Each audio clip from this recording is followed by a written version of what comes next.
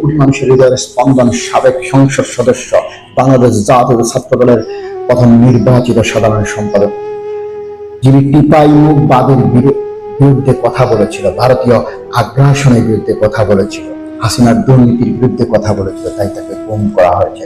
ইলিয়াস আলী, হিরু, চৌধুরী আলম, দিনার, Juned, answer Ali সহ অসংখ্য নেতৃবৃন্দকে প্রায় ৬০০ নেতাকে গুম করা হয়েছে। আজ পর্যন্ত তাদের কবর কোথায়, জীবিত না মৃত, সেটা তার পরিবার জানে না ভাই।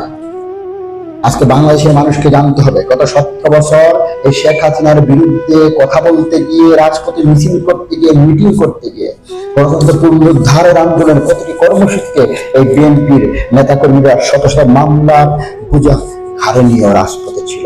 সেই মিছিল মিটিং করতে গিয়ে বিনা বিচারে হত্যাকাণ্ডের শিকার হয়েছে ৪,০০০-এর অধিক নেতাকর্মী, ৬০ লক্ষ নেতাকর্মী মামলার আসামি, ২.৫ লক্ষ মামলার সংখ্যা। গত ১৭ বছরের পুঞ্জীবিত ক্ষোভের মাধ্যমে জুলাই আগস্টের ৩৬ দিনের গণ আন্দোলনের মধ্য দিয়ে শেখ হাসিনার বিদায় হয়েছে। এই গণ আন্দোলনে ৪২২ জন বিএনপির নেতাকর্মী শহীদ হয়েছে। ছাত্র দলের ১৫২ জন, যুব দলের ৭৮ জন, স্বেচ্ছাসেবক দলের ২৫ জন।